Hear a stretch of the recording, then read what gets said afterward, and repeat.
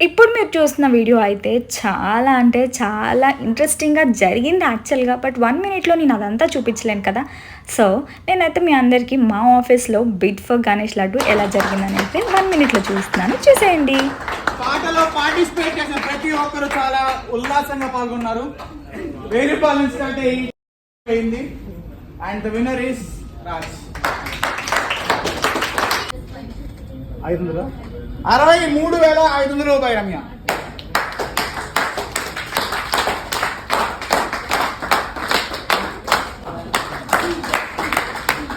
ఒకటోసారి కొట్టేసాడు డైరెక్ట్. ఇంకా 65,000 బై రాజ్. ఒకటోసారి